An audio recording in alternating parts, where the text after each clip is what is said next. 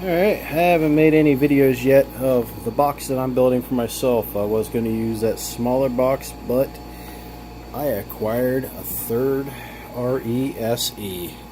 This one's used, this one's new, and then this one's new. New old school. They're still in a box with paperwork. You sound like that Big D. I'm over here!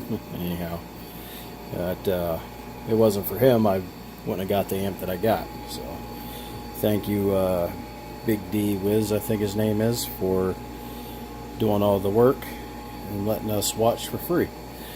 But anyhow, I got 3 of these suckers and a triple stack magnets. It don't matter how many stacks of magnets, because they can make them 1/2 inch to 2 to 4 inch and stack them. It doesn't make a damn bit of difference. It's the strength of the magnets and the quality of the sub overall. You know, the coil is the main thing of a subwoofer, and if you get a cheap coil, it'll burn up quicker than hell.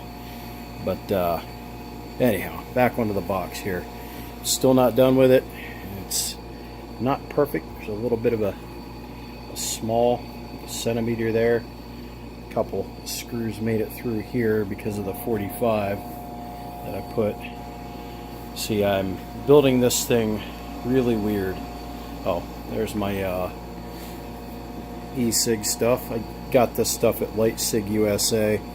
That's one, if not the best places.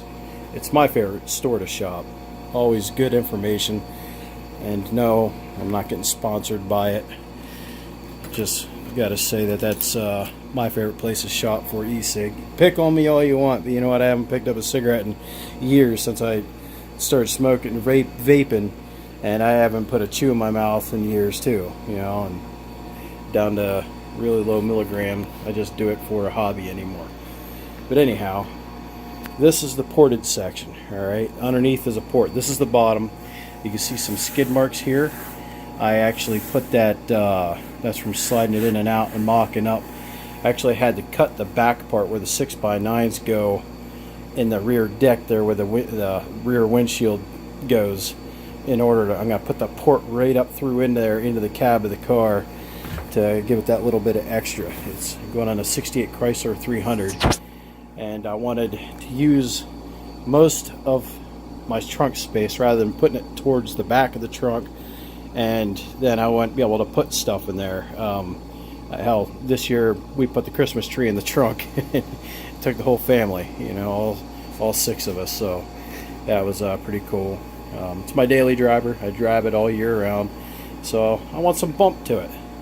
All right, this is going to be another 4th order. So this is going to be the vented part. The vent is up underneath. I know I gotta. Let me see. Yeah, the horses are in the way. Right there it is. I gotta build a little bigger, so I gotta cut more of the car apart. And this over here is going to be the sealed spot. So you see what I did there. I did want to put the subs out here, so I routed that out all nice, and I wanted to put them there, but man, I had a hell of a time. They're not that heavy a sub, but they're heavy enough to where it was giving me problems trying to get them to bolt them in. Now I did put I didn't use 3/4 and another 3/4. I didn't do that. I did 3/4, then I did a half, because they're a good sub. They're a high quality, really good SQ, but they're not like monstrous. You know, they're not PSI 18s, so they don't need 3 inches, you know, like a baffle to hold them in. They'll do fine just like that. I wish I wouldn't have put this thing. Wish I would have made another video, but I put some reinforcements underneath here and here, because it's 40 inches wide here, and this right here is going to be the sealed spot, and that's basically it. It's going to be like an upside down L.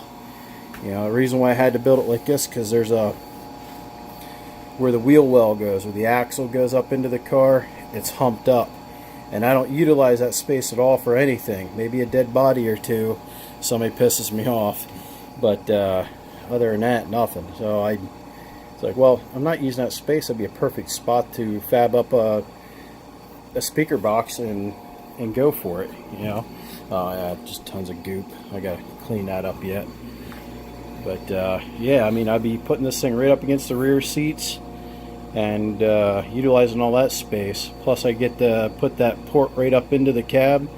You know, it's gonna work out pretty good. If it doesn't, then build another box, maybe go 18s, and then I'll have to do double or triple the 3/4. But yeah, I'm pretty excited about this system here. Going to be using that PPI Precision Power 7000 1D.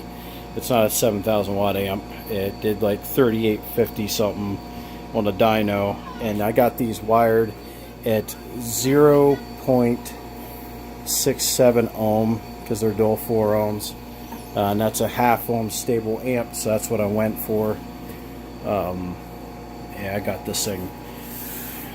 Probably got about 80 pounds of screws in this sumbitch. This I didn't put them every, you know, it's good enough to wear it. I think these are 3 inches apart and these are only 2. The sealed, I'm just really going to be really pushing on putting many screw holes. You can see I got this one already pre-done, and I got the pieces cut, but I'm pretty much done for tonight. Yeah, so but yeah, back to the vape thing real quick. If you wanted to magnet on this little drag thing's pretty strong. You know, check out that LightSig. It's LITE. It's lightsigusa.net. You know, just another place if you haven't shopped there. He's about one of the first ones in the United States to actually go about and doing it, and does a good job. He does a good job running the site and whatnot. Always deals going around, and he's got everything. But yeah, I'm pretty happy about it.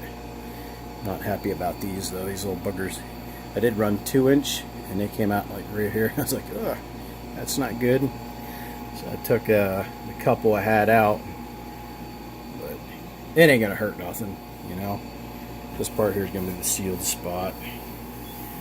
Ain't gonna hurt a damn thing. You can see where I drew a little diagram instead of getting down in there and really checking the extra thick cable. So I think that's what, 10 gauge. I forget. But, well, that's the end of my video there. Pretty soon you won't be able to see them.